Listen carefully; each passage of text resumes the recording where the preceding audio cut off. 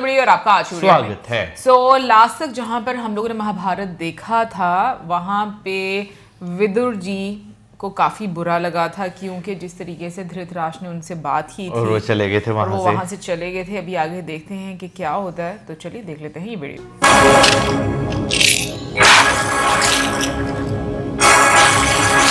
खत्म हो गया वनवास।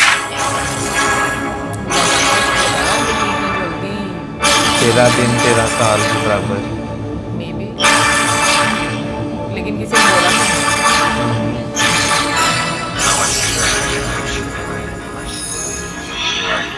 नमः शिवाय नमः शिवाय नमः शिवाय नमः शिवाय नमः शिवाय नमः शिवाय नमः शिवाय। प्रणाम भ्राताश्री।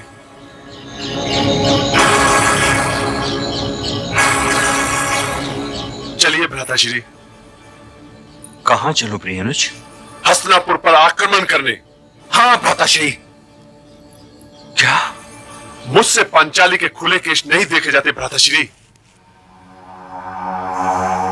पांचाली के खुले केश तो मुझसे भी नहीं देखे जाते प्रियनुज, परंतु इससे यह सिद्ध तो नहीं होता कि तुम्हें दुर्योधन को उसके अपराधों का दंड देने का अधिकार मिल गया। पांचाली समेत तुम सबको मैंने दांव पर लगाया था। द्रौपदी के अपमान का कारण तो मैं हूं उनके अपमान का कारण। क्या हम में से किसी ने इसका उलाहना दिया? मतलब ताना। ये कवच, ये गदा, ये उल्हाना नहीं तो और क्या है प्रियनुज? और फिर तुम ये कैसे भूल गए हो कि हमें 12 बरस का वनवास और 1 बरस का अज्ञातवास झेलना है? वो 13 बरस तो आज पूरे हो गए भ्राताश्री। नहीं, शास्त्र मार्गदर्शन के लिए होते हैं प्रिय भीम। उन्हें अपने हित में तोड़ना या मरोड़ना तुम्हें शोभा नहीं देता। 13 दिन में 13 बरस विशेष स्थितियों में बीतते हैं, और ये वो विशेष स्थिति नहीं। जब मैंने ये दांव स्वीकार किया था उस समय 13 बरस का अर्थ 13 बरस ही था। तुम्हारे भ्राताश्री ठीक कह रहे हैं। शास्त्र तोड़ने मरोड़ने के लिए नहीं होते हैं, वो तो केवल विशेष स्थिति में तोड़े मरोड़े जा सकते हैं। जैसे यदि द्यूत में कुछ और दांव पर लगाने के लिए न रह गया हो, तो पत्नी पर पति के अधिकारों की सीमा बढ़ाई और पत्नी के अधिकारों की सीमा घटाई जा सकती है। पति को यह अधिकार है कि वो अपनी पत्नी को संपत्ति मानकर दांव पर लगा दे। अपने भ्राताश्री से धर्म पर वाद विवाद न करो। अपमानों को चुपचाप सहन करना सीखो। मैंने अपनी भूल स्वीकार कर ली है पांचाली, इसलिए प्रायश्चित करना आवश्यक हो गया है। मैं प्रायश्चित पूरा किए बिना अपने शस्त्र नहीं उठा सकता। तुम लोग मेरे अपराध के बंदी भी नहीं हो, तुम्हें मेरे साथ आने की आवश्यकता भी नहीं थी, इसलिए तुम लोग दिन क्यों गिन रहे हो? यदि तुम लोग चाहो तो मुझे छोड़ के जा सकते हो, परंतु मैं 12 बरस के वनवास और 1 बरस के अज्ञातवास की समाप्ति के पश्चात ये सोचूंगा कि मुझे आगे क्या करना चाहिए। भ्राताश्री, आप ये भली भांति जानते हैं कि हम आपको छोड़ नहीं सकते। सहदेव जी भ्राताश्री। देखो तो भैया कौन आ रहा है। जो आ गया भ्राताश्री।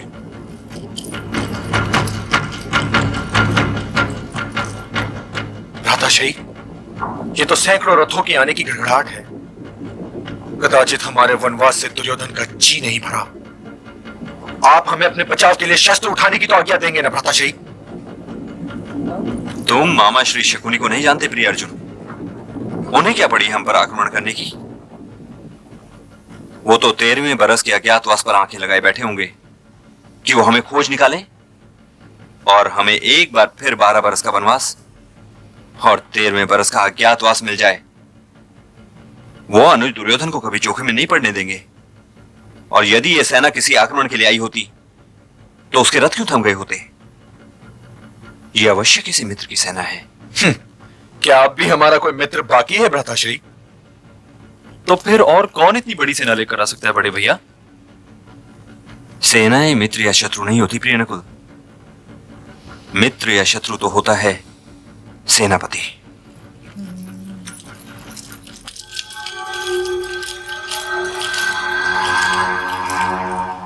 प्रणाम। प्रणाम युवराज। सौभाग्यवती भव। विराजिए युवराज। हमारे पिताश्री ने बैठने की आज्ञा नहीं दी महाराज। क्या महाराज ने बैठने की आज्ञा नहीं दी? जी हां। मेरे लिए आदेश है कि मैं यहां पहुंचते ही आप सबको सूचित कर दूं कि हमारी सेनाएं हस्तिनापुर पर आक्रमण करने के लिए तैयार हैं।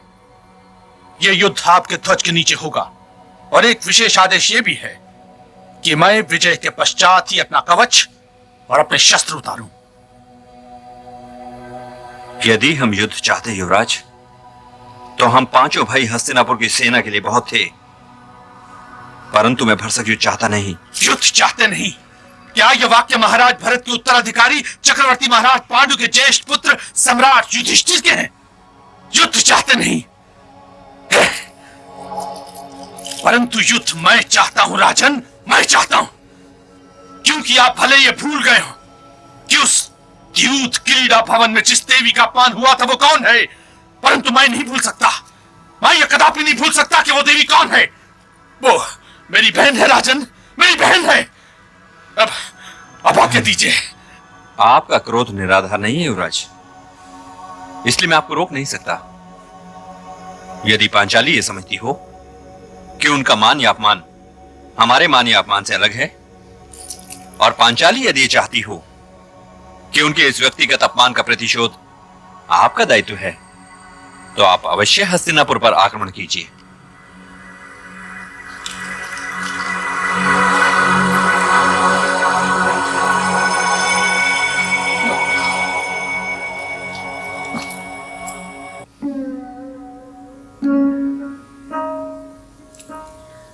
पिताश्री से ये निवेदन है भैया, अब मेरा भाग्य दुर्भाग्य इन भाइयों के भाग्य दुर्भाग्य का एक भाग है। लाठी मारने से पानी तो चाहे अलग भी हो जाए, परंतु अपमान की कोई भी लाठी मेरे मानी अपमान को इनके मानी अपमान से अलग नहीं कर सकती।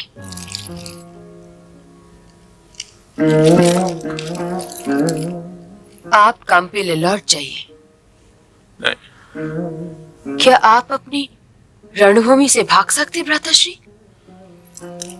मैं ज्वाला पुत्र धरती से बंधा हुआ पूछ तो सकता हूं, परंतु भाग नहीं सकता। परंतु तुमने ये प्रश्न किया क्यों? हमारे पिताश्री तो पहले से जानते थे कि पांडवों की आस्था उन्हें युद्ध की आज्ञा नहीं देगी। ठीक है, पर आप जब भी युद्ध का निर्णय लेंगे तो आपको काम पिल्ले की सेना अपने ध्वज के नीचे लड़ने के लिए सदैव तैयार मिलेगी। इसका तो मुझे विश्वास है युवराज। यदि आप आज्ञा दी तो इन 13 वर्षों के लिए द्रौपदी को काम पे ले जाऊं? मैंने आपसे ये प्रश्न इसीलिए किया था भ्राताश्री, यदि आप रणभूमि छोड़कर भाग नहीं सकते तो आपकी बहन भला रणभूमि छोड़कर कैसे भाग सकती है? रणभूमि? हाँ, ये वनवास मेरी रणभूमि है और ये खुले हुए केश मेरे शस्त्र।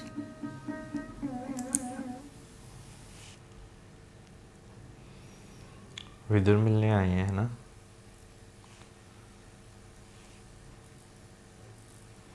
प्रणाम काकाश्री। आयुष्मान भव। धर्मराज भव। आइए।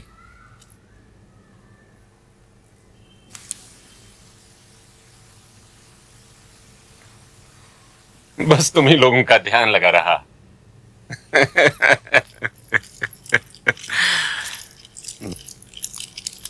वहां सब कुशल तो है काकाश्री? यह कहना तो बहुत कठिन है पुत्र। काकाश्री, पितामह कैसे हैं? प्यार। बहुत घायल है। विराजे काकाश्री।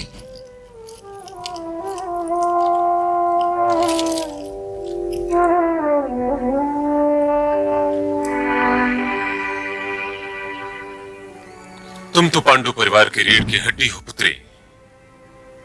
मेरे